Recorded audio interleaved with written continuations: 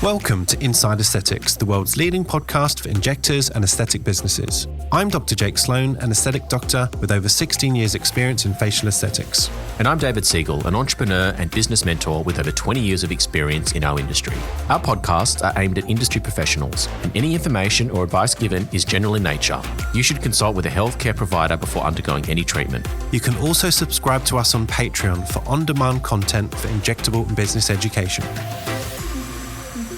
Time for another Business of Injecting episode. Jake. Hooray, Chapter 13. Chapter 13, and we've got a guest from the UK today, so excited to talk to our friends across the pond about what's going on with their business. And before we get into that, what's happening in Patreon land? Any the news? World of Patreon. Any so news? First of all, for any new listeners, Patreon is an on-demand app where you can get extra education and business support from David and myself.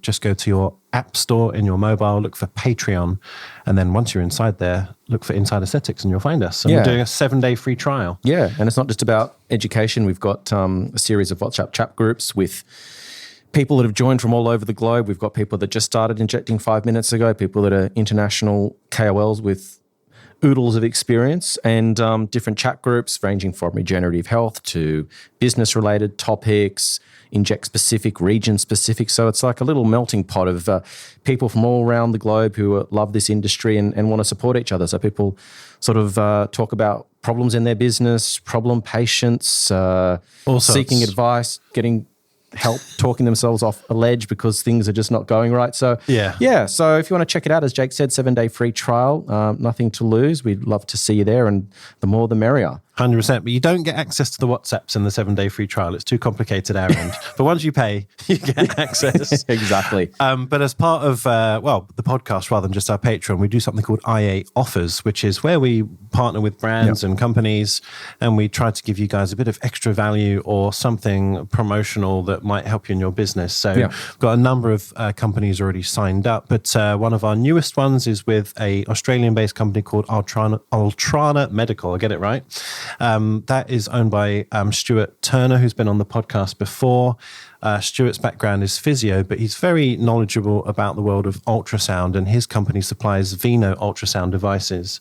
Really good kit. Of course, there's a range depending on what your needs are, and you can get 10% off with the code IA10 if you contact Stuart. And all of those offers are on our website, and of course, in the podcast description, you can access it as well. And they also do a lot of education too. Yeah, absolutely. So they're actually running a course soon in Sydney. I think it's early May, so we'll obviously put that information down as well. Yep. And the other one again is bacteriostatic water. So they're located in Australia, but they ship and sell to everyone around the world.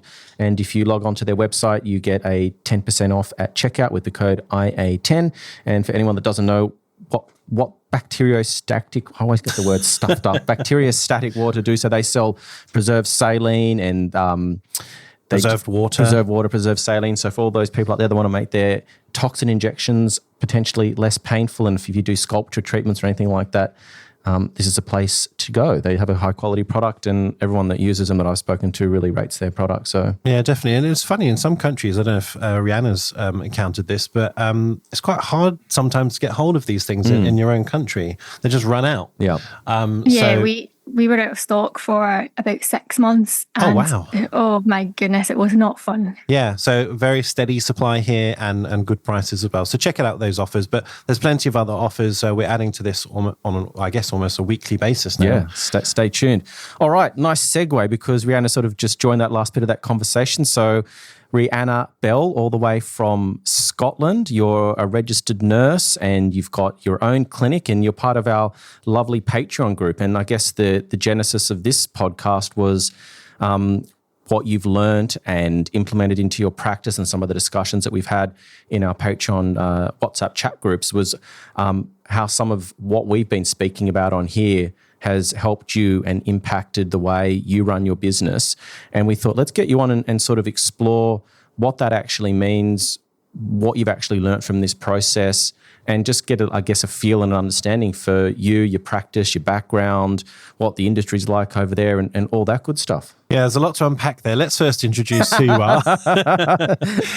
So sell yourself, Rhianna. Tell the guys where you're from and your background. So firstly, thank you so much for having me on the podcast. It's a bit of a pinch me moment. When I first started, I was like, imagine being on there, and here I am today. So my name's Rhianna. I am a nurse prescriber in Scotland. I currently have 2 clinics in Scotland, potentially a third, hopefully this year. Ooh. I offer mentoring services and a little bit of business coaching as well. And this year, I have somehow ended up also speaking at quite a few conferences. So it's been a bit of a wild year. Sounds like a year of growth and success, and we're going to get into that. Yeah. Yes, So where did it all start for you? Like, what was your motivation for getting into nursing? Was it always to do something in the aesthetic space, or was it a transition? So just tell us a little bit about your journey. So I was a bit of a wild child at school. I was always the one getting flung out of the classroom. Always the one who thought she knew better. We've got another one here. Yeah. I got expelled from 3 kindergartens. You see if you can beat that. No, I absolutely can. So I left school with, very basic qualifications. I was extremely clever, but just didn't apply myself, got bored very easily, and was politely, kind of shoved out the door. I left school and worked in a chip shop for a couple of years, and my mum was a nurse, so it had always been in the family. And I don't know how, but when I started in nursing, you were able to get into the university with life experience, which as an 18-year-old, I managed to convince them I had enough life experience, and I also had one higher, which got me through the door. So I was like, okay, I can get into this course, so let's give it a bash. Started nursing, and from the minute I started it, I loved it. I was like, this is where I'm supposed to be. It took me 5 years to qualify instead of 3 because I had my 2 babies during my training. Because being the entrepreneur that I am, I realised that you got a full year's maternity pay while you were at university. And you only get 6 months when you were qualified. So I had both my babies during my training, qualified, and went into the big bad world of the NHS. So I was in the NHS for about 5 years. Various different roles, learnt so much, but as you guys know, it's hard going just now in the NHS. Now, this is a bit that sounds like an X Factor story, but it all turns out good in the end. So I found myself in a situation when I was 24, 25, where I was unfortunately left with the children, homeless, really bad mental health. I was still nursing at this point, but the wage was basically just covering my childcare and some of my bills. I was picking and choosing which bills to pay. And I remember the moment so vividly where I just decided that I was meant for more and that my life was supposed to be different. It was July or August, and it was coming up to buying the children uniforms for school. And I remember I was, how am I going to buy uniforms for the kids to go back to school? And it was just a bit of a realisation. So I goes on to, I've always had a bit of an entrepreneurial spark.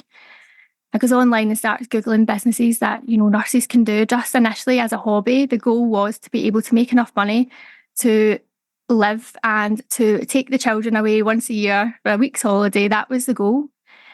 So I found a course in Scotland. It was a 1-day course. That was what it was back then. We're talking 8 years ago now.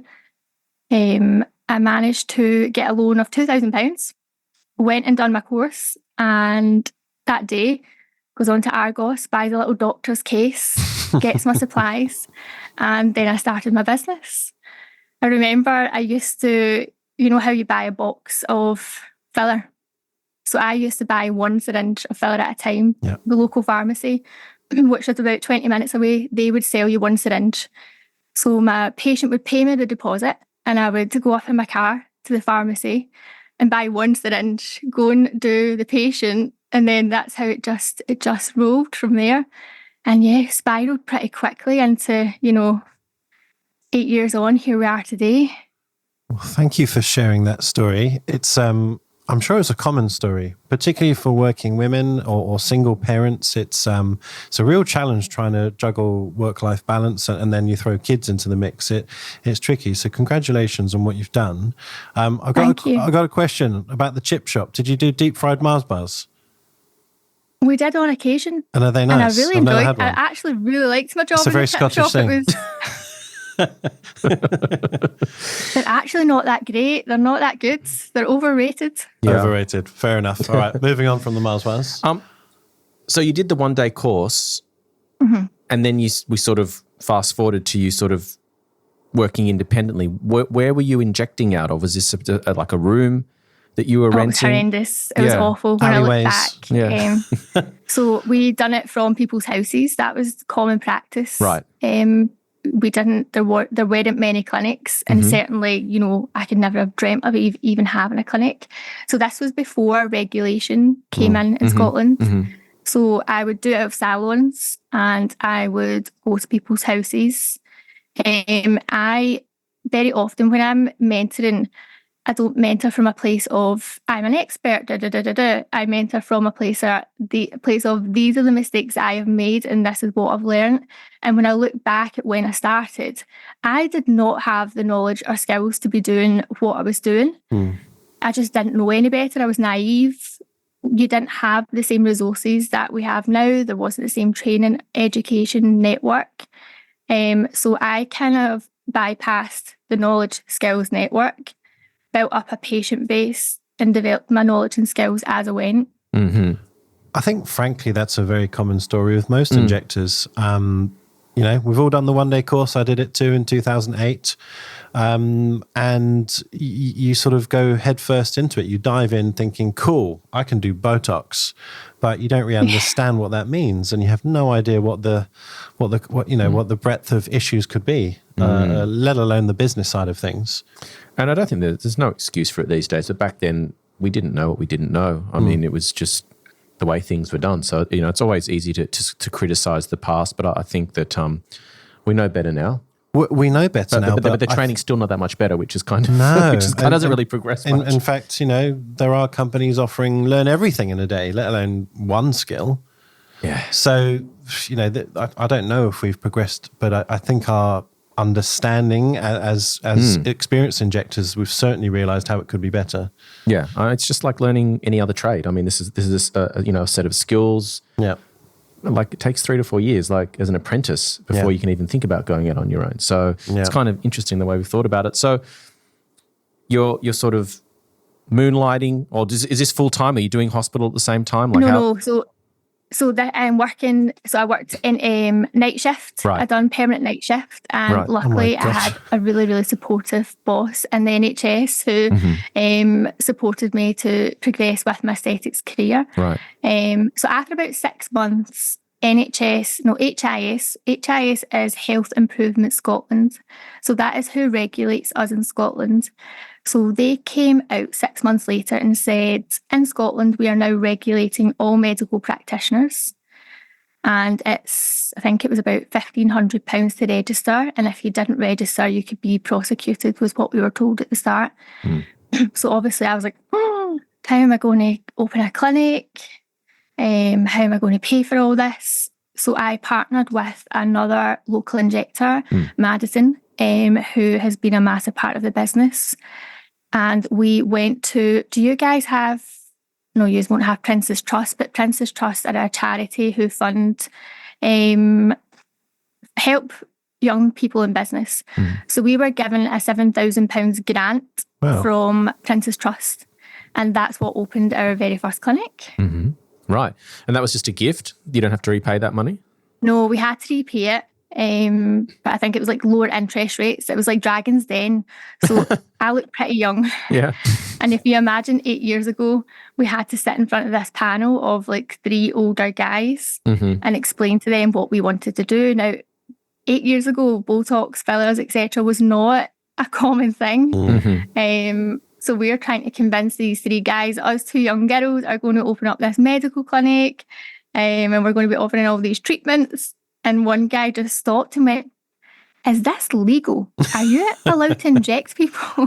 In the house. But they did. Yeah. I managed to win them round and we were granted the money. And obviously it was a very makeshift clinic. We rented a clinic and it used to be a wedding shop. Right. And they had left their catwalk behind and we made our front reception desk out of this catwalk. Wow. Very, very industrious. There you go. Recycling things. Yeah. Okay. So you got your grant, your clinic's built. you and Madison are working together. What was your business relationship agreement? So did you guys go 50-50? Did you do things like shareholders agreements? Like what happened there? Oh, we didn't even know what a shareholders agreement was. We literally had zero business experience at all. Mm-hmm. It was very much learning as we went. So initially we were 50-50. Yeah. But as our families grew and things changed, it was very much my passion to do it full time and build it constantly. And Madison had our babies and wanted to focus more on our family. So Madison works as a partner in the clinic now. But it's me that owns the clinics. So you bought her out, did you? Yeah, effectively, yeah. Right. Okay. Was that a difficult process, or was it all because you didn't have an agreement? So it sometimes can make things a bit tricky. Yeah. No, because we've been Madison and I trained together initially as nurses, and we always have had a very open and honest relationship. Yep. And it worked better for her because she likes to. You guys will know what it's like in business. Your brain doesn't switch off. It keeps you up at night. It takes up too much of your time from your family sometimes. It can be very mentally draining. And Madison had taken the decision that right now family was her priority, and she adores being around her children and wanted that free time to be able to focus on her children. Whereas I was very much still pushing the business. So it suited Madison better to come in, see her patients, help me with the business, but ultimately leave me to push it forward. And a lot of my time goes into the business. Just a minor segue. Can you just tell the listeners in a nutshell, if someone was to enter a business agreement with another partner, what does that process look like very simply? So basically, and I'm actually working with a couple of consulting clients on this at the moment, so it's interesting it's come up. So basically, when you form a business with another person, you want an agreement between whether it's one person or multiple people around the relationship. So it's basically like a Bible that instructs or informs owners of that business what the relationship between everyone looks like. So it covers things like ownership structure. There might be what happens if, for example, Rhianna, just say you still had a business partner, or Madison was still a business partner. You wanted to buy a device for the clinic and Madison said no. What happens? If you guys can't resolve it between you, what's the process for resolving that dispute? Is it based on... These were is it based things on... that we came up against. And it ended up, I would buy devices and I would be using them for my patients. So that was where it became, these things did become difficult when we didn't have that. So it can be determined by, is it based on shareholding? So if someone owns more shares than another person, do they have the right to sort of have the power of veto and make that final decision even if the other partner doesn't agree? There's also different classes of shares that can be issued. So you might be a 50-50 owner from a monetary perspective, but you might have more votes from more power or more sway when it comes to making decisions. So there's so many ways that you can sort of set this mechanism up to help you govern the business. So it's there as like a Bible and a go-to resource, and it's legally binding. So for example, if Madison wanted to sell, it might be written in the contract that the other partner has the first right of refusal, the first bite at the cherry to buy that business before they go to the open market. Things around confidentiality, if someone leaves, restraints, soliciting clients. It's almost like a contract you would have with an employee, an employer, but this is just between two partners and it just helps them govern the business. And if you don't have one of these agreements that sort of is there as a resource if and when something goes wrong, it can get really ugly because there's nothing in place that sort of gives anyone any direction on how to handle the situation. So you usually end up in litigation or lawyers involved, which gets really expensive. So often what will happen is in these agreements, someone will have like a conflict resolution clause in there, which would be if we can't agree on a decision between the two of us and we're at a stalemate, then we will appoint an approved third-party arbitrator or mediator to help us make a decision, and their decision's final. And that's just an example of what you might do. So it just gives you mechanisms and a process to follow. Often businesses go beautifully and they sit in the drawer and never see the light of day, but it's when something goes wrong, you want to, it's like having consent forms with your patients. Yeah. It's great when you need it. Good advice. Yes. So if you are Setting up a business, long listeners, segue there, but anyway. Yeah. follow that advice.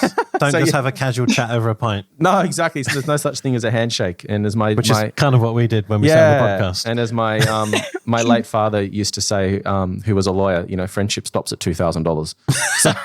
So that's basically. That's so your dad. Yeah, I know. So wise words. So Fair anyway, enough. where were we before I took over? Well, so Madison took a step back. Rhianna then became the business owner. Now, I'm also curious to know, when you guys did have your, I guess, original plan, even though it was informal, did you have a business plan? What how did you try to build your clinic, and what was the goal? So we had a business plan that we had to put together for our Dragon's Den experience, but it really was just what we thought should be in a business plan. We Googled what you should put in a business plan. We never really stopped and thought anything out properly. We learned as we went. We made so many mistakes. And I think if we had the knowledge back then, it would have taken me 2 years to get to where I am instead of 8. We bought machines before we had a client base. We bought machines from reps who tapped our door, offering us free trips here. And, I was from an area of deprivation. I had never been offered anything like this before.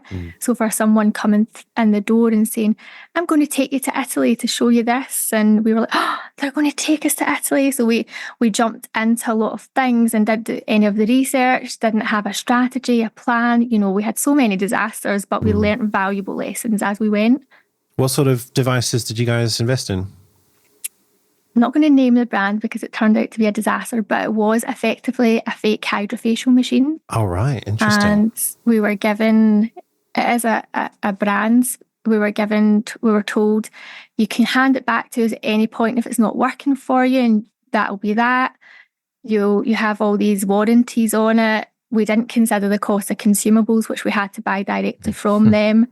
We didn't check the interest rate, and we ended up paying about $24,000 for a £14,000 machine. The machine broke and sat in a garage for years because there was no support or help. That's terrible. And the contract we were given, it was called the golden ticket at the time. That was what they called it.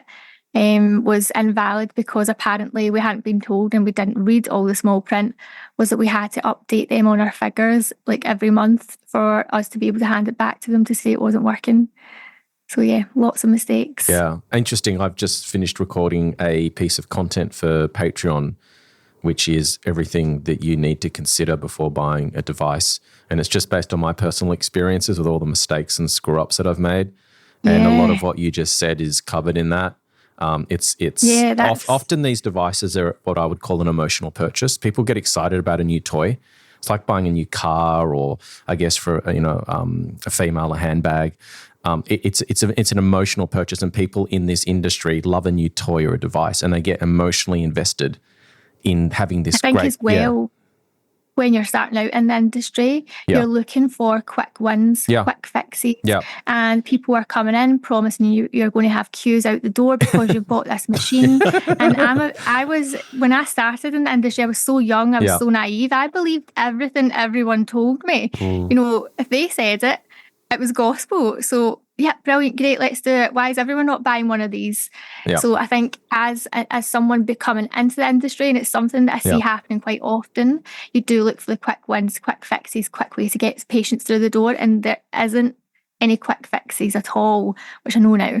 It's a common trap, and reps will often say whatever they need to without wanting to throw shade at anyone in particular. It's a trait amongst salespeople. Whatever it takes to get the deal over the line. We have now we have the client base. We have some incredible devices in clinic, but I made sure to research the devices, research the support, research the help, and the devices we have in clinic now, the support we get is incredible, and they have massively made the clinic more successful and easier for me to branch out. But back then wasn't the right time. How did you find your patients? Did you have a strategy? Did you just hope for the best that they'd walk in and ask for, various treatments? No. So back then, again, it wasn't as popular, so there wasn't as much competition. And I seemed to have this skill for really connecting with patients, really understanding them, being able to build relationships easily. I would say that is my biggest strong point, is building relationships and communication with patients, which I think is one of the most important things in this industry. So very quickly, I still have a lot of patients who have been with me from day one. So I think it was just words of mouth, building relationships, and really focusing on what the patient was looking for and being very open and honest with my patients when I couldn't help them. Yeah, solid advice. I agree. Yeah. So how did you financially run this business, and what was so I understand where you got the money from. I understand you had Madison there. You're great at building client rapport and developing your database, which is a great and important skill to have. So how did you sort of then manage the business from a day-to-day perspective operationally? Did you sort of have a budget? Did you really have an understanding, even if it's a rudimentary one, of like how financial figures work? Like what was your break-even point every week? Just talk us through. Okay. I had when I say no business experience or knowledge, I mean none. I had to Google what a limited company was. So we would take our money every week, we would pay the bills, pay our suppliers, and then what was left, we would split, which again is not good advice, because then when unexpected bills were coming in, or our tax bills, etc., it was a bit of a scramble. So we very quickly learned we had to start building up a fund of a just in case funds. I then when I realised when this was going to be my full-time career, and I realised I wanted this to be much bigger than I had ever imagined. Now, bearing in mind my initial goal was to be able to go on holiday once a year. And before I know it, I'm having to drop all my shifts in the NHS. Within about 2 years, I had completely left the NHS. So there was more and more money coming, which we were able to start just investing back into the clinic, investing into training, investing into outsourcing help, all these different things. Can you give advice for people listening who are in that limbo of, half in, half out of the NHS or whatever their public health system is? What was your tipping point? When did you know, okay, I'm all into aesthetics? Because many people hang on for years, including myself. So what would your advice be for those people? It's a safety net. You keep it there and it stops you growing, I would say, personally, because you always know that safety net is there. And when that safety net is gone and this is your sole income, this is your sole career, you put every ounce of energy into it and you make sure it succeeds. So for me, when I took that safety net away, now I'm saying take it away, ultimately we're always going to be medical professionals and we're always going to be able to fall back on that. But when you take that actual contract away, I just flew. Because I wasn't going to fail. I wasn't going to let that happen. I had been in that situation where I felt like a failure, and I absolutely wasn't going to let that happen again. So my business took off as soon as I took the safety net away. Yeah, it's a good point. You don't have the motivation to work harder at the aesthetics if you know that you're going to get a salary on the ward. But it's chicken and egg, isn't it? Yeah, it is. And it's risk. And if you don't take the risk, there's no reward, and like that's just the way it goes. I mean, I think that there's a way to do it sensibly, and it sounds like that's what you did, Rhianna. You sort of created a stepping stone pathway for yourself. I like to use that analogy a lot. Like sometimes you can't jump from one side of the river to the other in a single leap. You actually have to put stepping stones on the way to get there, and so you slowly wean yourself off the need for the NHS, but it's still there during the growing phase. And I think particularly now, especially here in Australia, where we've seen so many changes and probably more to come, that if people do have aspirations to have their own businesses, they're going to have to do it the slow and steady way, which is probably to go and work for someone else and learn the craft, which is probably, it's how most people learn, isn't it? I mean, the hospital system, you've got consultants, you sort of do bits of cases on your own and you progress through the system. It's the same if you're learning how to become a carpenter or anything like that. So it makes sense, but I think that having that other income source takes the pressure off having the need to grow too quickly or to learn too much too quickly. But as you said, at some point you've got to cut the cord and decide what you want to do with your career, because I think that as we're all learning, this industry probably needs a lot more respect than we've been giving it in terms of understanding the complexities of what can go wrong and how nuanced everything is. It's become its own its own field of expertise. So it's just finding that balance, isn't it, Jake? I think. Yeah. I mean, I wonder if it's easier. I don't know about all the countries, but nurses who I know often work quite flexible shifts, or they choose, I don't know, part-time work, whereas as a doctor, you're kind of in or you're out. You can't be a part-time doctor, or not easily. So maybe, just whittling down your days from 5 days a week to 4 to 3 to 2, that's kind of logical. Yeah. I mean, I was doing, in the end up, I was doing 1 shift a month. So I went from 2 shifts a week to 1 shift a week to 2 shifts a month, then 1 shift a month. So I was incredibly lucky that I was so supported in the NHS. And equally, I didn't have, we talk about risk. If you remember the situation that I was in, I didn't really have much to lose. So it didn't seem like as much of a risk to me. I didn't own anything financially. I didn't have anything. So what was the worst thing that was going to happen? Yeah, exactly. So what's the mindset challenge like that you might have between turning up at a shift for the NHS where you're just another cog in the machine taking orders from people, and then going back and being a boss at an entrepreneur where you're answerable to no one? I've always imagined that would be quite a difficult mindset to sort of balance, and going from one extreme to the other. Yeah, and it came with its own issues because at the time, my own mental health wasn't in a great place. I was going through an incredibly traumatic time in my life. So my mood was going up and down and up and down. And some days I was full of energy and life and ready to take on the world. And then there was weeks where I really struggled to get out of bed, to be honest. And that really impacted my business. My business was going up and down and up and down. I wasn't consistent, which was shown up in my business because there was no one there making me be consistent. And it showed. So being able to realise that consistency is key here, and getting support and help and outsourcing things when I wasn't in that place to do it myself really helped. But it's been a challenge. Discipline, accountability is huge when you are self-employed. And for me, that has been a bit of a challenge. But equally, I'm not getting into trouble at work anymore for forgetting things or turning up late or doing something wrong. For small business owners or entrepreneurs and people like ourselves running the podcast, one of the challenges that at least we encounter is getting some sort of consistent routine and momentum and getting good help when you need it, outsourcing. So sort of almost understanding what your diary and flow is like. Did you find that you had to sort of map that out, or is every day different?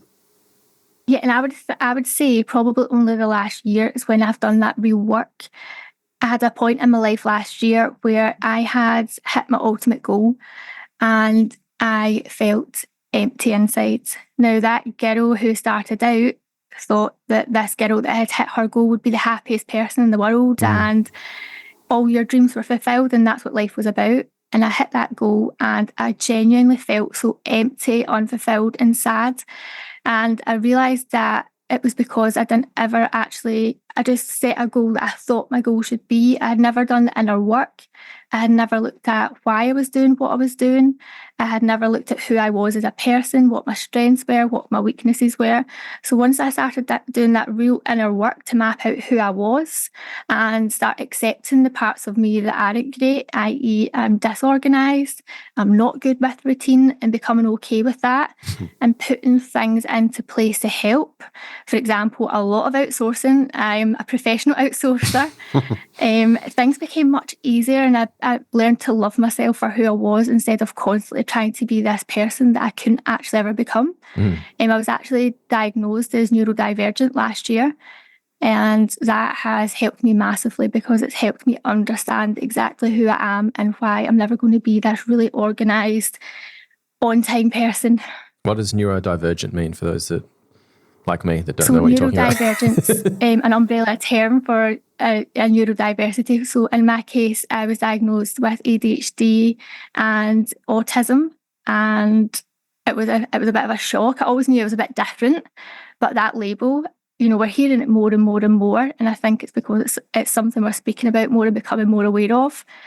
But it means that there was loads of different difficulties that I was encountering, but equally for me, it's been a huge superpower, because it's what's been able to make me be able to connect with people so well, because I was a professional masker. I'd become a professional at learning who I was trying to be in front of certain people so I could change who I was depending on who I was speaking to, which in the industry where you're speaking to 30 different people a day is actually a really good strength. Yeah.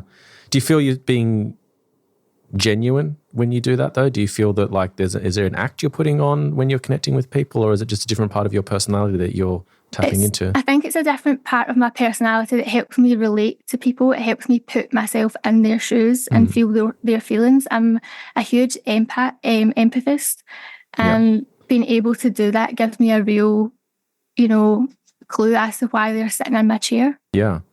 It's a skill that not a lot of people put a lot of time into developing, and they might not have, your capacity to adapt your communication style. I think that it's an area that people overlook. They're, very focused on clinical technique as they should be, but just really understanding how to connect with those patients, particularly in such a competitive space now, it sort of feels like it's just an assumption that patients are going to do what I say. They're going to really understand what I'm trying to explain to them without actually taking a step back and working out how does this patient need to receive this information for it to be impactful and to actually form that connection and that relationship.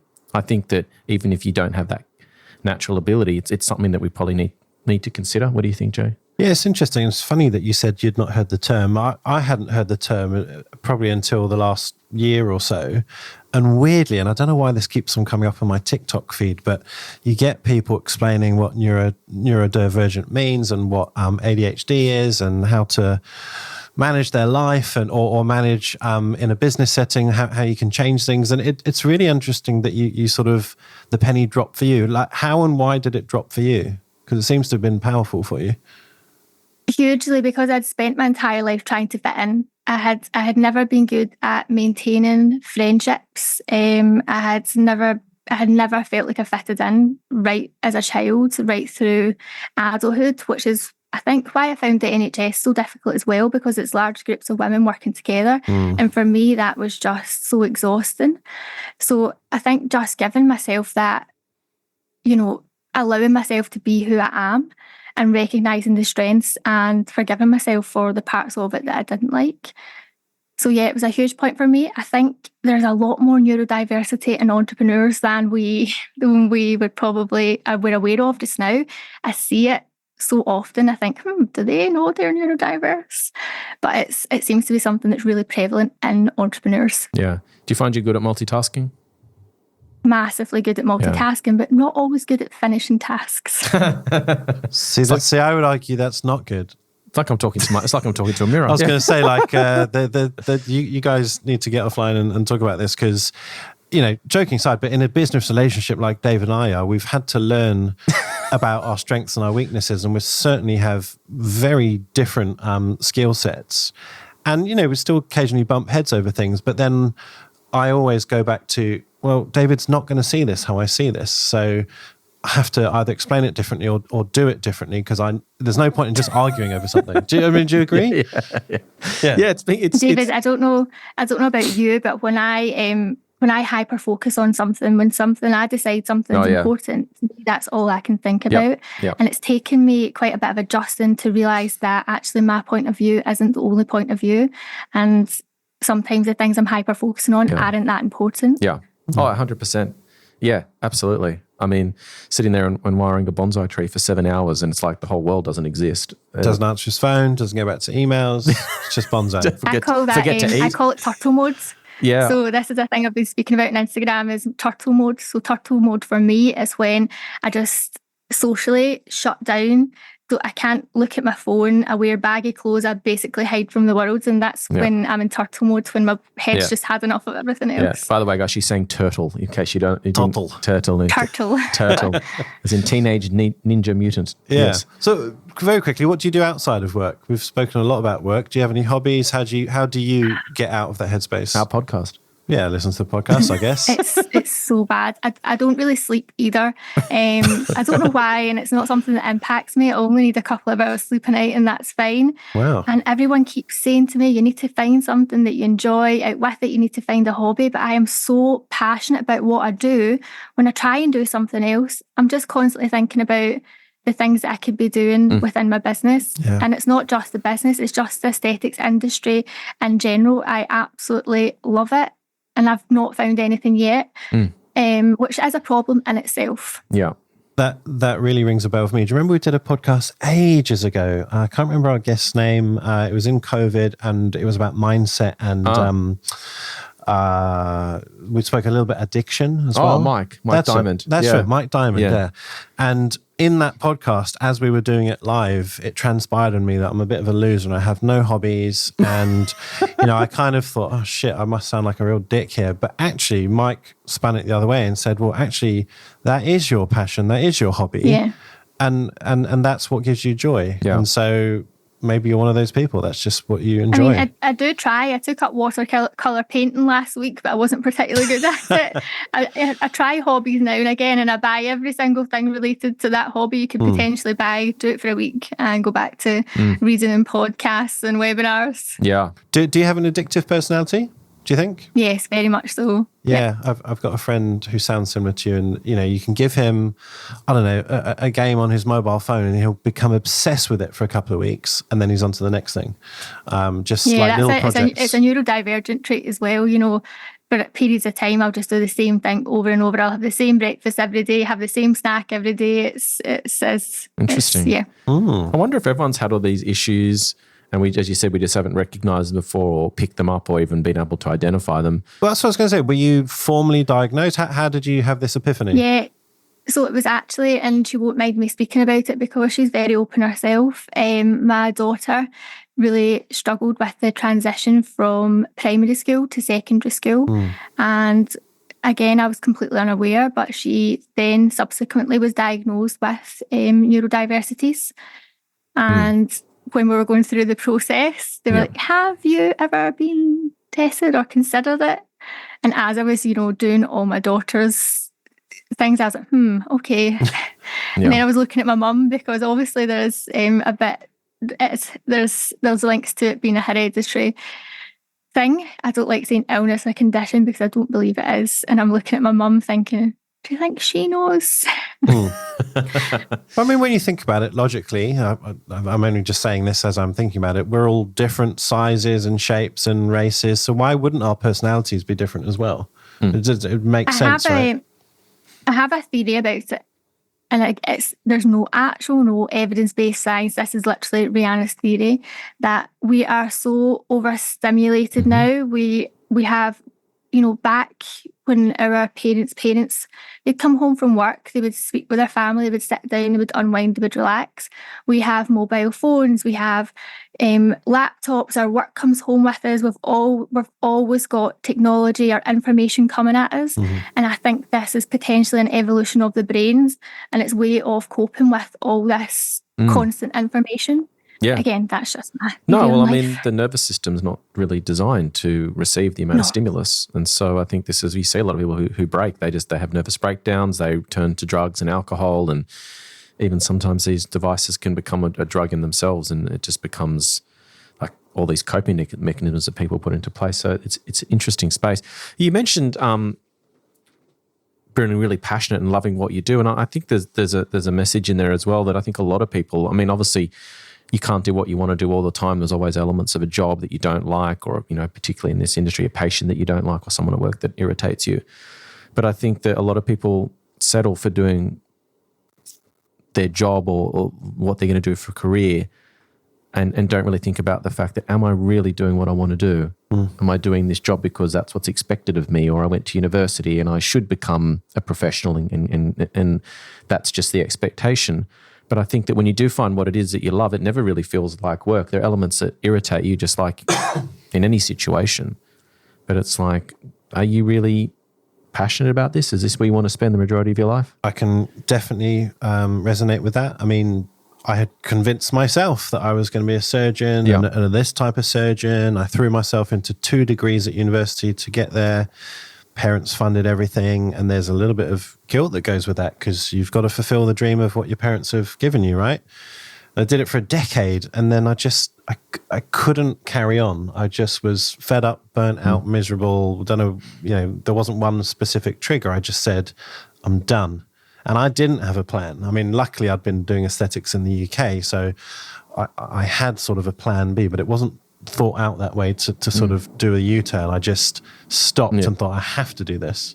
But I agree. Once you love what you do, it's great, Yeah. There's all the perks of the travel and the education and meeting people. It's a fun job. Yeah, absolutely.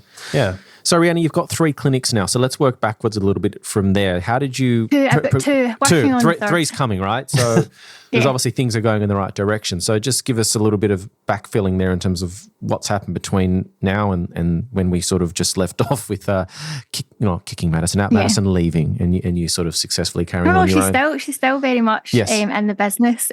So from year 1 to 7 was me just kind of muddling along, building up a patient base. I was doing a lot of kind of different things to try and attract new patients to the business. Things like speaking at the local schools about different pathways, i.e., entrepreneurship instead of university, etc., for children who don't fit that box. I was going to the local business events, the business women's events, and our local commerce, and speaking.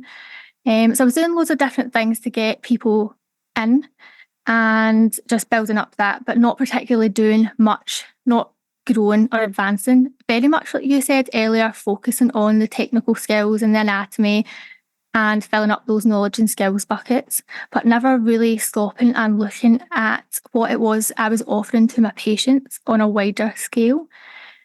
So I suppose this is where you guys kind of came into play. So at the same time as me kind of taking over the businesses fully and really deciding I was going to go for it, I started listening to, I think the first podcast that I came across was Rick O'Neill, who I absolutely adore. I'm one of his biggest fans now. And I listened to his podcast and with yous, and then went on, how he'd done the consultation where he sat with me for an hour. I think it was an offer through you guys. He sat with me for an hour and done a full audit of my digital footprint, which was non-existent. I was living life on Instagram and Facebook thinking I was killing it. And then I realised there was so much more that I could be doing. Started doing all the little things that he told me to do, and I could see the impacts and the results. Then I think I listened to, I think there was quite a few of Felix's that I listened to. And I realised, how much I could improve my patient journey. And I started getting a real understanding of exactly what I owed to my patients. I owed them a full 360 experience, and I owed them much more than I was giving to them with regards to consultations, assessments, and it really changed my practice. So I started being able to have this access through you guys, and this isn't me blowing smoke to you, it's genuine. Having access to all these different absolute experts in their field from all over the world that I'd never had access to before, hearing how everyone else done it and taking little snippets and implementing that into my own business. So I think I sent you guys, I was doing a talk at ACE and I had to put together a presentation, and it was looking at my figures. And from starting with you guys, starting listening to your guys and taking in all the information, and that really sent me on a personal growth journey and seeking out more. From that to, I think it was Q4 last year, my revenue increased 91%. Wow. That's massive. Well done, David. I'm happy to take all the credit for that, yeah. So thank you for setting up the community. No, that's amazing. If you can sort of reflect on what you were doing before, what were you doing, and like, why does it seem so silly now? I was just doing it at a basic level. Now, my patients are like my family. We call it the Clinic 22 family. We have a really high retention rate. But what I was giving them was the basics, was probably what everyone else does round about me. We listen, whether I was listening, but at the same time I was planning out what I was going to change in my clinic and what hobby I was going to take up next. And I was treating what they were pointing at, or, offering them a treatment plan. Whereas now it's all about creating a real experience where they felt so heard on a 360 level. We speak about mindset. I refer to counsellors. I refer for anything that they need. We're looking at every aspect of not just their health physically, but their mental health. And I personally work with a coach who helps me spiritually, who helps me with business, etc. as well. And just doing that full journey and being able to then offer that to my patients, as well as all the little things. Felix talks about creating this experience when patients come in. So we started introducing signature scents to the clinic and getting patients involved with picking those scents, giving them little gifts now and again, and just making it a Clinic 22 a real experience, as opposed to just a place where you come to be injected. And looking at what else we can offer to our patients, collaborations with other experts and referral systems, just really up-leveling what we were doing and making it much more holistic in a 360 approach. How did you start changing those conversations with your patients? So for people that are listening to this that might be saying, I'm inspired to maybe change my thought processes and that's going to impact the way that I'm communicating with my clients, or my patients rather. Because patients walk in and say, particularly new patients that you don't have an established relationship with, right? But might come in and say, I would like my lips done and I would like my forehead done with tox. I don't want my frown done. Don't worry about the crow's feet, and maybe I'll get some $500,000 in my lips. That's kind of like they're walking up to a McDonald's drive-through and just ordering what they want from the menu. And I think that's going to change here now because of various regulatory things that are going to make it more difficult to. I don't think it's a bad thing I don't for think you so guys, either. to be honest. No. If I could give you three Yeah, sure. things. Go for it. 3 things. So number one, I then created my brand voice. So everything that I was doing and saying digitally, everything that I was doing and saying, and everything I sent out to the patients had to all align with what I was doing in clinic, which meant I now send out a pre-consultation form to every patient before they even arrive in clinic. And I'm not asking them what line they don't like in their face. I'm asking them how they feel when they look in the mirror. I'm asking them to describe using emotive words. So do you feel that you look sad, angry, saggy? And then when they come to clinic, I'm asking them, so when did you start feeling like that? Is there something that's triggered that? We really speak about emotions and feelings and how patients look in the mirror, how they feel when they look in the mirror, not what they're actually seeing. So I'll hand the patient the mirror, and if they point at their lips and say, I'm here to get my lips done, I say, right, okay, so how do you feel when you look in the mirror? What is about your lips? What are you seeing there? And quite often that leads to a conversation about an entirely different thing. It's about us educating our patients properly and not just doing what they ask. Yeah. Tip with the mirror, we've spoken about this. I think I've mentioned it on the podcast before, but maybe asking the patient as well, like when you look at your face, what is it that you see that you like? Is there anything in your face that you like? And is it your eyes? Is it your smile? Is it the shape of your nose? Is it your, you've got a really even skin tone, whatever that is. I think it just sort of starts to change rather than just focusing on the negative and all the things they don't like, because we've all got things about ourselves we don't like. Yeah. But once you've identified what they do like, then, that sort of forms the basis of how you're going to, I guess, potentially construct a treatment plan, is working on their strengths and highlighting what it is about them that makes them beautiful and independently attractive, rather than just creating a sea of clones, Kim Kardashian sort of 100%. Clones. It's an epidemic. It's an epidemic. Yeah. So what I was going to say was, how do you so sending out the pre-consultation form obviously changes the mindset of what those patients are going to be talking about, but how do you sort of push back on those patients that say, I want this, I want that? You forming, taking the role of maybe an order taker rather than someone that's there to actually give your opinion and perform the treatment, protocol or plan that you think is most appropriate for them.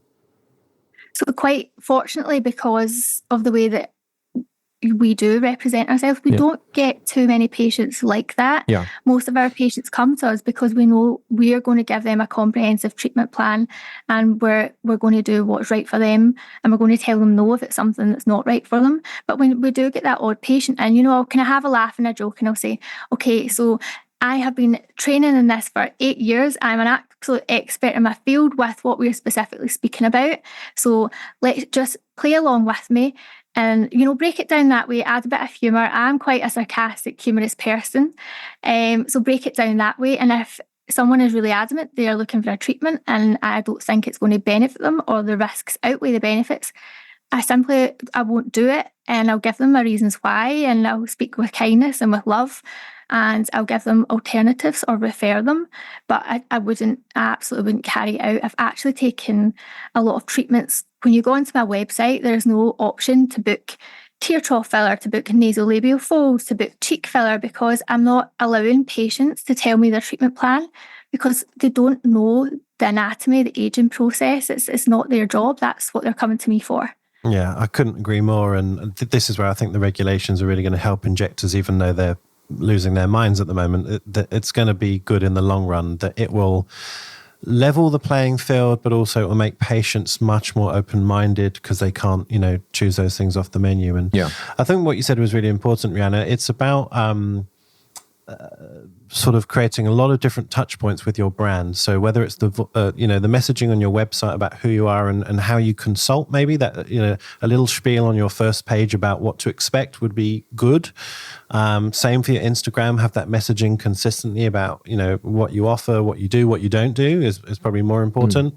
Your pre-consultation form, so it gives them a warning shot of this is what's going to happen on the day. And we're going to do a full face thing and we're going to do photos or however you do it. And if they're not expecting it or wanting that, you might get the odd person cancelled, but that's okay. Yeah. So putting all those things together, I think, is really useful. I think people are scared to really take ownership of who they are as a practitioner in case they offend people or turn patients off. Yeah.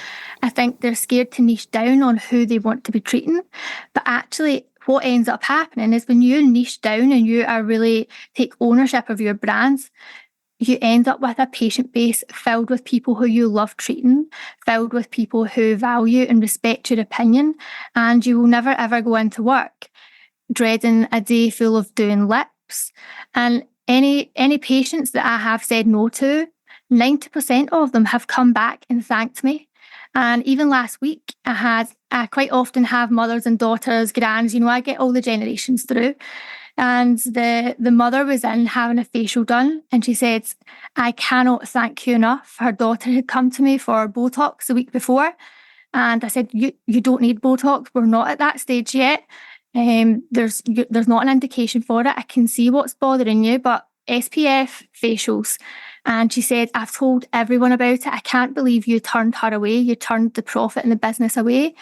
And that, it's just who we are as a brand. And that one patient didn't get that specific treatment that day. But now her auntie, grands, all her mum's friends now know how much I value my patients and how much I respect them. Yeah. Well, what do you say to those, newer injectors where they really struggle to say no? One, because of self-confidence, and two, because they want the business. We've all been there, and trust me, I've been there as well many, many years ago. So how do you empower those people? What's your advice? You have to think of your long-term career. You have to think, if this patient's not in the right mindset for this treatment, this patient has maybe just split up with their boyfriend, and the last time they had lips, they felt really confident after it. So I'm going to go and book in for lips and have it done. Yeah. They turn up, their lips are already full. They're like, this is going to make me feel better. Or you get the patient going through a divorce who comes in with the credit card and give me everything you can. We've all had these patients. You do the treatments, they come back 2 weeks later. I still feel like I look terrible, because their mindset isn't there. They're not in the right place. Yeah. Your treatments aren't going to help them. You're ultimately taking all this money from them and they still feel the same. So think of the long-term consequences and think of that patient sitting in front of you as your patient for life. Is what you're going to do in this very moment, is it going to benefit them long-term? Or is it going to tarnish their thoughts and views on you when they do come back into the right mindset and feel like they've been exploited? Yeah, such a good point. And if I could add one further tip, I don't know if you can do it on your pre-consult form or even on the day with you. Explore that more, but ask them some explicit questions. Why are you here today? And then give them a few options like new job coming up, just got out of a relationship, a couple of options. And if they tick one of those, really go into it and almost say, just with my experience of 8 years of injecting, I know that sometimes there's a better time to treat you, and maybe today's not the day because you've just got out of a shitty relationship. I think it's okay to say that to people. How often do you get patients, when you do go into that, how often do you get patients breaking down in tears? Yeah. Once you just chip away at that superficial sort of need for a treatment and you just go a little bit deeper, everything unravels a lot of the time. Not always, and sometimes you've got to dig further, but often, and they'll thank you and they'll say, do you know what, you're right. Of course. Yeah. And then you have a patient for life. So at that point, that's where I refer on to a local coach or counsellor. Yeah. And I'll maybe offer them a facial or something that I know is going to give them that little confidence boost, but isn't invasive. Yeah. And they'll always come back, but you've got a patient for life because they trust you and they respect you and they know you only care about them and not the profit. Yeah. Totally agree. Yeah, and the reason you have it on your form is that, one, you don't forget to ask them. Two, sometimes it's awkward. You can just tell from the body language that something's going on, but you don't want to ask them and they might not want to share. But if they've got to tick some boxes and write something, it opens a conversation. So it can be a bit of an icebreaker. Yeah. So on the verge of opening the third clinic, what's the plan? Yeah, why? How many are you going to open? Like, what do you want to achieve? When are you going to, and how are you going to get out eventually? I do have a get out plan. I'm going to stop at 3 clinics. I have the most incredible team of people round about me, but my real passion is in mentoring and not just in the aesthetics industry. The real long-term goal, the passion project, is to set up an academy style where we take all the business skills and business coach and everything I didn't have that I've learned, and we take it with practical skill sets, whether it's barbering, dog walking, beauty, facials, an academy that's fully funded, where we can take people from areas that wouldn't normally get opportunities to start their own businesses, and we give them every tool and support that they would need to create their own businesses. People who wouldn't typically fit in at universities or don't get on in job situations but have real entrepreneurial spark. So that's a long-term goal. But aesthetics wise, I do a lot of mentoring already, but it got to the stage where I couldn't physically fit anyone else in. And I'd get so much out of mentoring, specifically people who were in the kind of similar situation to me, who have dabbled in aesthetics and want to make a real career out of it, because I genuinely believe I can give them so many shortcuts from the mistakes that I've made. So my big focus this year is building that side of the business and just continue doing what I'm doing, spreading the message a bit more, really leveling up how people practice. That's the long-term goals. That's awesome. And so the aim is to inject less and less and less and have your staff do more and more and more. So what's your plan to retain those people? So I currently actually only inject about between 20 and 25 hours a week. So the way we retain patients is your staff, the people I'm who talking practice. About retaining your staff. Yeah, I just would hope that. I was laughing because when you were saying earlier about the people that irritate you in work, I was like, I am probably that person. You're the boss, that's your job. We have, I make it so that the staff, hopefully, I would say, feel valued and respected, and I take all their opinions and views on board. I really want to empower them to have effectively their own businesses within my business. So financially, they can effectively earn as much as they want just now. Equally, if there are treatments or other services that they are interested in or passionate about, I enable them to go down that route. And I think that just the way we are as a team, retention, it's not been an issue we've had yet. And we all share the same values and practice the same way. So the patients end up with the same relationships as well with the staff as what they have with me. I don't know if I missed it in your explanation. So how many staff do you have? How many injectors and who else is there? So currently we have 5 injectors. We have a fertility nurse, a nurse who specialises in fertility and women's wellness. We have 2 support staff and currently recruiting for a business manager. we had a business manager who moved on to a new project, and we are recruiting for a new one just now. So yeah. Is that the same as a practice manager? Yeah. What's their role? Yes. Yeah. So they're just basically running the operational side of things. The stuff that I'm not good at. I'm not particularly good at managing teams because I am so detail focused. I can micromanage at times. So someone who's got more experience, I do believe stick to what you're good at. So someone who has more experience in leading teams and managing teams is what we are looking to bring into the clinic. Yeah. I was going to ask you actually, because there'll be a lot of clinics run by either nurses or doctors who are the manager as well as the owner as well as the injector, sort of juggling three things. So what would a business manager do, like a separate role where they're not injecting? What do they do sort of day to day that has freed you up to just sort of focus on what you do? Like what sort of tasks and role do they play? So all the kind of conflict resolution, ensuring that the standards are all the same, looking at all our operating procedures, ensuring the patient journey is, smooth from start to finish, all our auditing and regulation aspects of it, helping the staff, achieve their goals and, just maintaining that real staff, that nice culture. And obviously I'm travelling quite a lot just now with the different conferences and different events that I have. So making sure there is someone there, a kind of mother hen looking after everyone, I suppose, and making sure just everyone's okay, everyone's happy, and we're all growing and moving in the right direction. Yeah, because me currently trying to look at KPIs, look at the finances, do the payrolls, manage staff, manage home life, everything, it's too much for one person. Yeah. And I am quite happy to admit that and outsource that. So where do you find that sort of person? Like what's their background of the one that you found? So I'm actually interviewing tomorrow. We decided to have a look at other industries, maybe not specifically aesthetics. So we've looked at people in leadership roles and customer service and sales roles, because I find sales particularly difficult in this industry. And I know a lot of the staff in the clinic feel the same.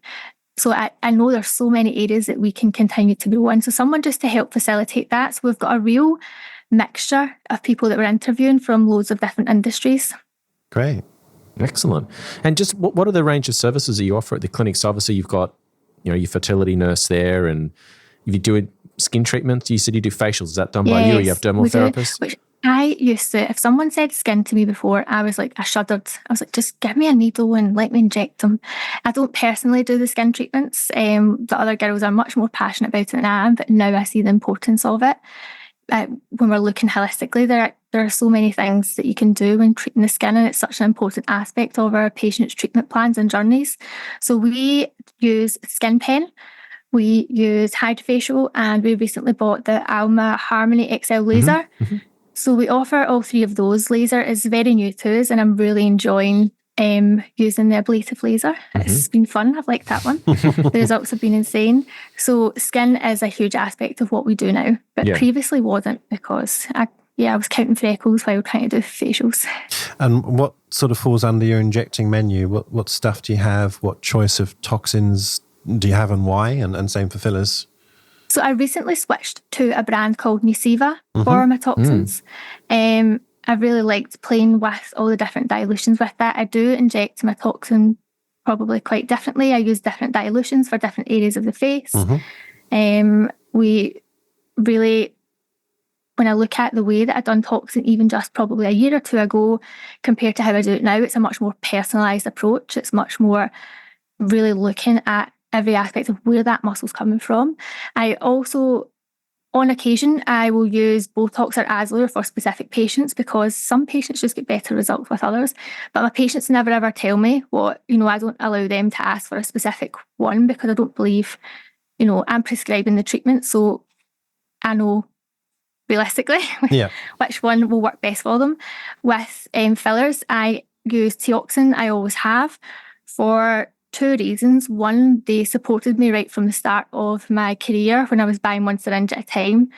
They helped me and have supported me in so many different aspects of my business. And two, because I've just always loved using the products and never had any issues with it. I've tried other ones. So we do every aspect of dermal fillers, and we also use polynucleotides. Recently, we started using them, been enjoying them because I don't particularly like tear trough treatments with fillers, so we've been using polynucleotides instead. There's a few other treatments that I've been looking at, but I very much like to sit on the fence and wait and see what all the research says. And, I'm one of the ones that wait for everyone else to do the grunt work before I jump on any bandwagons. Any collagen stimulators, PRP, anything like that?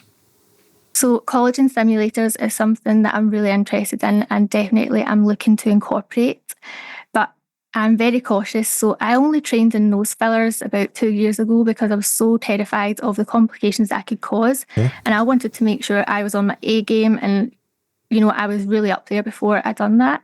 So with collagen stimulators, I kind of felt the same. There was more, in my mind, more ways it could go wrong. So I only feel like now maybe is the time to start introducing them.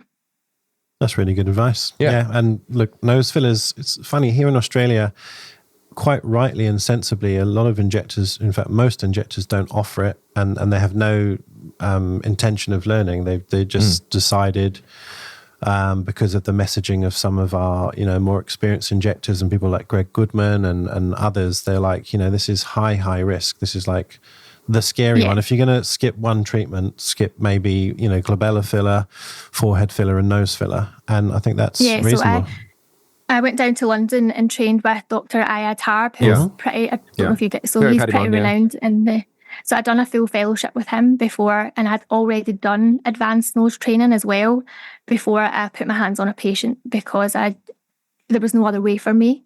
But I had so many patients asking for it, and I didn't feel like there was many people round about that were offering it to a high standard. We had a lot of non-medics carrying them out, and then we were kind of left with, look, what's went wrong. So I thought, okay, well, if I can offer it and I can do it well, responsibly, and I can treat any potential complications, then that's probably a better idea. Yeah. See, you failed the test. You said you're a super fan, but we've had Ayad on and you didn't know. I can't listen to them all. There's 250. Well, there you go. You've got more homework to do, Rhianna. So you're part of our Patreon group as well. What was the motivation for joining that? And, what's the experience been like for you on there? Oh, it's so funny, the Patreon, because there's the brains in that group are insane. And then there's me, who's like dyslexic and can't spell and just puts her 2-bit in now and again. But it's just such a supportive environment. I'm part of a few other kind of WhatsApp groups where I don't feel safe putting in questions. Literally, you can ask anything on there and you're never ever made to feel like you should already know that or anything like that. So the support practically is invaluable, but also just the moral support when you're maybe feeling a bit, there's loads of people I've seen putting in, that are maybe just feeling a bit stuck in a rut, and it's just like a kind of little cheerleading squads. And I've made so many connections from it. I've actually, one of the Patreons, there was one from Brazil, the doctor from Brazil. I had a patient come to me last week who lives in Brazil but comes home every few years and waits till she comes home for her treatment because she was scared to go to anyone in Brazil. And I said, I've got this covered, hold on, and was able to link her in with one of the doctors from WhatsApp, the group, who I checked her out and I was like, she looks amazing. And I've been able to link those guys up. So having access to injectors from all over the world, I mean, there's nowhere else you're going to get that sort of support or network. Yeah, we have a zero bitch policy too. So if anyone steps out of line, Jake's on them. We've got people that, in our sort of admin group as well. So we do our best to make it an environment where everyone can sort of just pitch in, ask questions. As I said, there's been people that just started injecting and people that have been doing this for years, and I have never seen anyone be nasty on there, to be honest with you. Sometimes some of the humour can get a bit out of control, but look, we've now probably mean Stephen, our UK Scottish humour. Yeah, look, we've got 300-ish people on there now, and a little bit of admin occasionally, I think, is important to maintain that culture of respect and openness. So yes, sometimes I jump in and sort of, tidy up a misunderstanding, whatever. But, like you say, I think it's super supportive. And shout out to Dr. Thais from Brazil. She's our newest. Dr. Thais. I didn't want to say her name wrong. I didn't want to pronounce I probably said it wrong She as was well, but messaging me that's how last I night. read it. But yeah, She is beautiful, and our clinic is stunning. I was nosing on her page last night. Yeah, it's very cool. She's actually a dentist, so she's completely pivoted from dentistry to aesthetics. So can be done, guys. Yeah. Hopefully these stories inspire you. So maybe let's just circle back to why we actually even connected, Rhianna. I was sort of seeing if anyone in our Patreon group wanted to come on and talk about their business and share some of the successes or failures or challenges. And you sort of contacted me and said, following on from what you said earlier around the difference that has come over your business since listening to our podcast and the guests that we've had on and sort of implementing these things into your business. But just talk a little bit about, we're not going to ask you dollars wise, but maybe we can just talk in sort of percentages and things like that, or overall growth. Like what does that actually look like in terms of how the business has grown and developed for you? So I have got like a little inside aesthetics notepad. So when I can't listen to the podcast unless I'm somewhere where I can write, because I'm like, right, scribble that down. And I kept hearing people speaking about KPIs and retention rates, and these are things that I'd never really looked at. I had no idea what means and where in my business, which is actually what I speak about at conferences now. And I always say, put your hands up if you know your retention rate. No one knows a retention rate. And now I can see how invaluable it is. So I started looking at all these different aspects of the data in the business. And it's something that it's probably where I spend most of my time now, is looking at the data, looking at where we went wrong, why patients haven't come back. If I get negative feedback, I love it. I thrive off it. To me, it's more valuable than anything else because it shows me where I can improve. Figures wise, I think I'd said that in that space of 12 months, now I didn't invest any money. So from over that 12 months, I still don't have an actual website. Rick O'Neill, I'm sorry if you're listening. We use our booking system. So for 8 years, we've never spent any money on digital marketing, adverts, nothing. So it purely through implementing all these little different tips that I had picked up and really looking at my practice and my data and changing things slightly. I can't remember what one of you guys is that says it, but if you can do a 1% change every day, that just accumulates, and it has for me, to that 93% revenue increase. We can't keep up. The business is growing quicker than we can physically keep up with it. In terms of staff wise and, just mental. There's so many things that I want to do that we're chasing our tail, but it's purely just from really looking at what we're doing, what we're offering. Is it the best that we can really do? And taking on board all these little different things that I didn't think mattered. So now when I'm speaking and when I'm mentoring, it's all about sweating the small stuff. The small things matter. Do not ignore the small things. Yeah, that concept is marginal gains. I love it as well. I think I must have spoken about it before on the podcast, but if you haven't heard of it, Google it, because it's a really interesting story with what they did with the British cycling team. I've told that story on the podcast before. I don't think so. Really? Yeah. Maybe. Just give us the 2-minute version. 2-minute version. The British cycling team at the Olympics for 100 years were absolutely shite and never won anything. Yeah. And then they got the pub, mate. Yeah, exactly. They're down at the chip shop with the deep fried Mars bars. Yeah. And they had a new director of sport come in a few years before the London Olympics, and they decided to implement this explicit sort of concept of training and strategy called marginal gains. And everything had to be changed by 1%, whether it was the clothing, the diet, sleep patterns of the athletes, like everything was scrutinized. And they literally did. They just tweaked everything by a little percent, and they noticed that compounded. So London Olympics, they absolutely blew everyone out of the water. They won gold, gold, gold, gold, like it was just unprecedented. Wow. And they attributed it to this sort of marginal gains. So really interesting. Yeah. It's an interesting concept, and I guess it sort of breaks it down to eating the elephant one bite at a time. You're not going to achieve success overnight, and there's a lot to get through. You just got to do what you can each day. Yeah. What CRM system do you use, or how do you do your bookings, and where's this data coming from? So we use a system, and I probably say it wrong. There's multiple different ways to say it, called Ovatu. Ovatu, yeah. which is much better now actually than even what it was last year. They've done a lot of updates to it. Now, it's not specifically for aesthetics. We did have to spend a long time, configuring it to the way we needed it, but we use that for absolutely everything. And the reporting on it now is insane. When I used to look at my retention data, I used to have to spend probably about 8 hours literally using a spreadsheet to download every patient had been, what treatment had they had, where did it go wrong, who was the practitioner. Now you can click one button and it literally gives you your retention rate straight away. We use that to send out all our emails, all our consent forms. We use that pretty much for everything. And recently, I don't know if I'm allowed to mention it, I don't have any affiliation to them at all, but we've been dabbling with it's a program called Heidi, Medical Notes, and it's an AI. We've been using it in clinic. It's compliant with NHS, etc. I think it's an Australian company actually, and they basically listen in the background, so we have to consent our patients for it, and they create notes on absolutely everything that you've discussed, create a treatment plan, and create referral letters for anything that you've discussed. So probably a new interesting way to use AI, and we can just transfer that straight to Ovatu. They don't have a specific aesthetic set up on it yet, but it's easy to kind of change about. What's the name of it again? Sorry, I'm madly Googling this. I've found them. HeidiHealth.com, AI medical scribe for all clinicians. Right, definitely going to be looking into that. All right, Heidi Health. We're going to be calling you soon for a collaboration. Yes, and you need to pay us for the shout out as well. And can I have my subscription for free, please? Yeah, exactly. But I've emailed the guy to ask if he would be willing to collaborate with us on creating a specific aesthetics layout for it. Yeah, just whilst I'm Googling here, we align with both Australian privacy principles and New Zealand information privacy principles.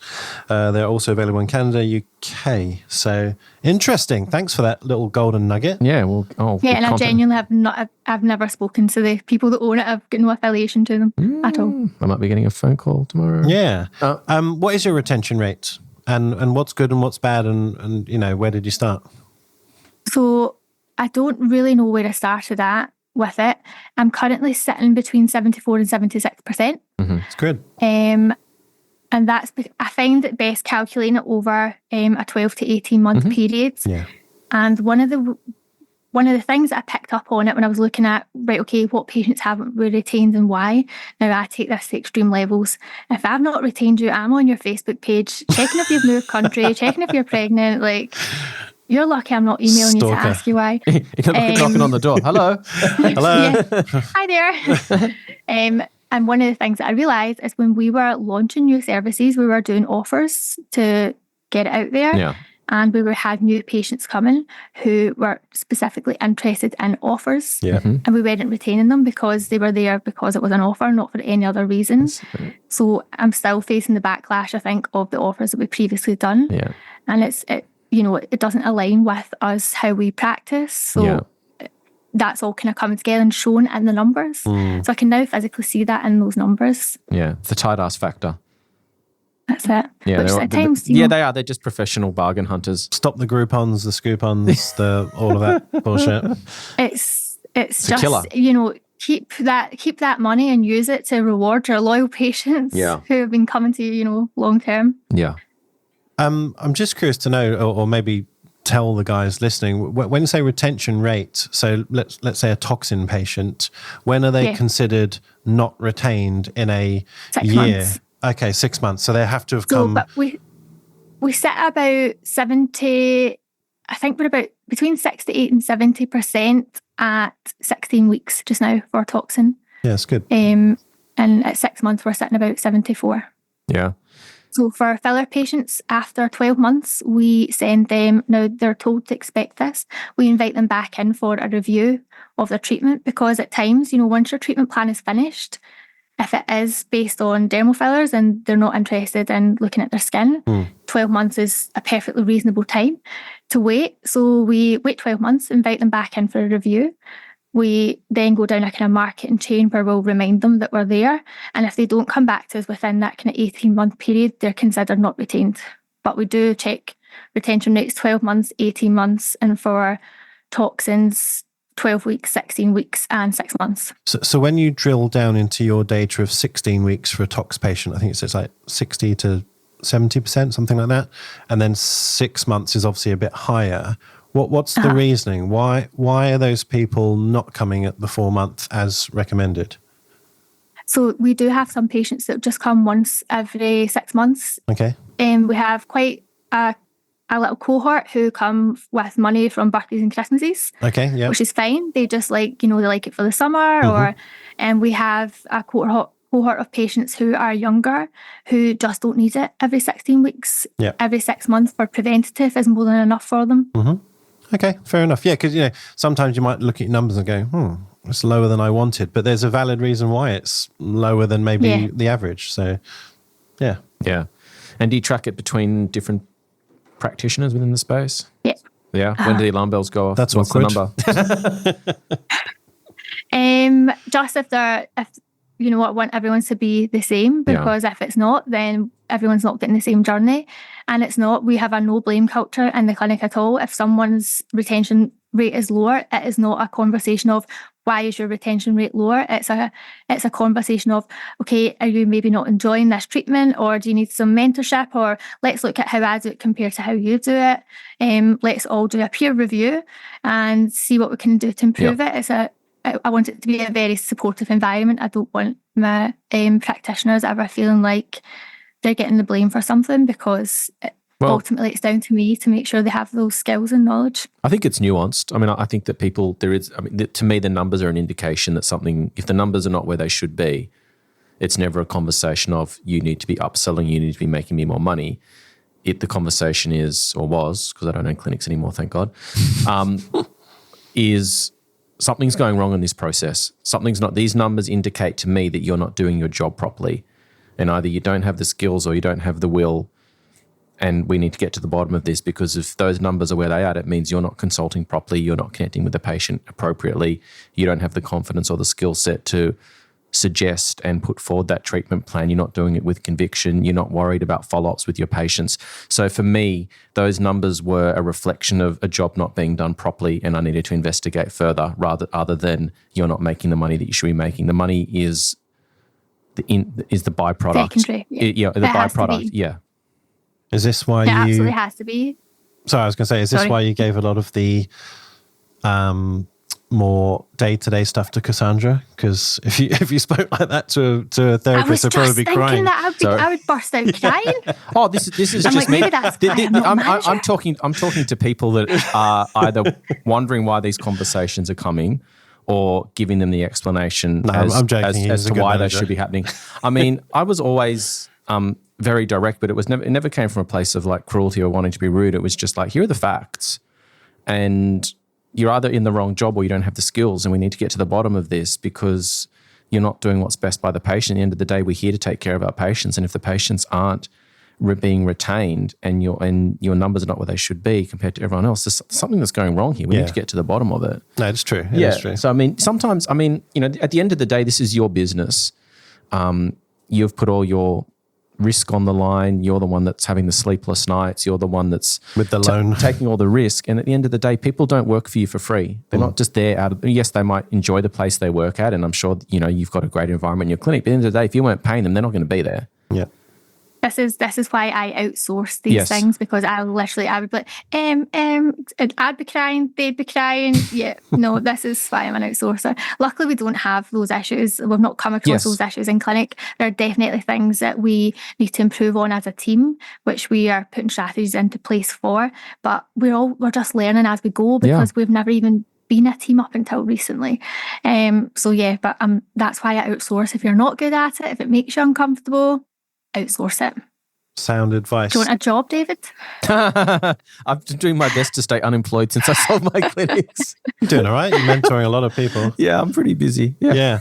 So we've been going on for quite a while. So let's sort of get to the conclusion of this podcast. I'd love you to share your biggest mistake, whatever that is, with our listeners. And what did you do about it?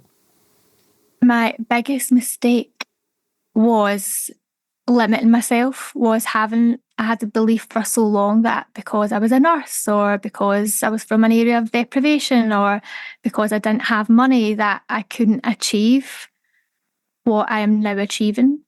And I had that mindset for most of my career. And I remember the first time I went to Monaco, I burst out crying because I felt like I didn't belong at the conference there.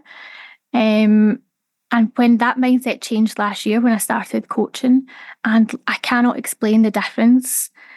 You know, at the start of the year, I thought in my head, right, I want to start speaking at events. Now, before, if you'd have told me that me as a young female tattooed nurse would be standing at ACE or Wigmore Presents on stages with like world-renowned industry leaders, you know, I'm speaking at a symposium on Monday. If someone had told me that last year, I would have laughed. I just believed I could, and I didn't even go out looking for these opportunities. They just happened. So do not limit yourself because you have limiting beliefs around who you are or what you can do. Just look after your patients, really be passionate about what you do, and don't let anyone else tell you otherwise. Don't take no for an answer. Such good advice. I like that. Fantastic. I mean, I love these episodes. They're kind of, you never know what you're going to get. And I think this has been a really interesting chat. I think people are going to get a lot out of this. So thank you so much for your time, Rhianna, and thanks for all your support. Thank you guys for having me on. Yeah, and for all the support and being part of our community and flying the flag for us. And we really appreciate it. And hopefully we'll see you in Australia at some stage soon. Maybe you'll come down for Aesthetics 24 or one of the other big conferences we have here.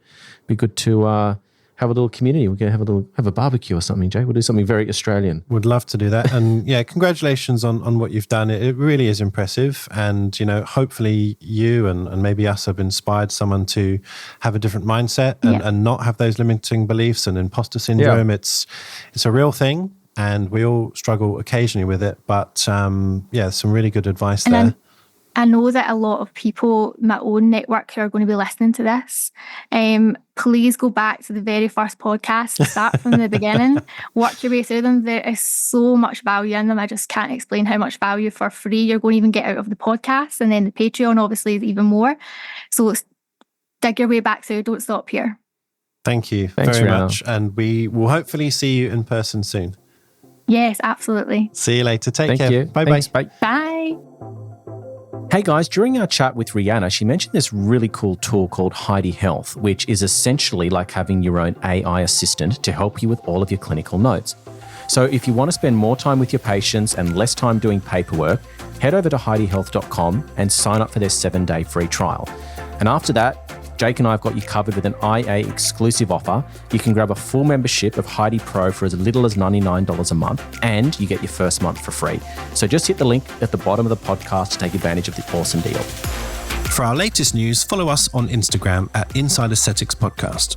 If you want to get in touch with myself or David, follow us on Instagram as well at Dr. Jake Sloan and David_Inside Aesthetics. Join our Patreon for invaluable business and injectable education. Get access to our global community of like-minded professionals, live and interactive Zoom sessions, hints and tip videos, webinars, and more. Head over to www.insideaesthetics.com/Patreon for more information.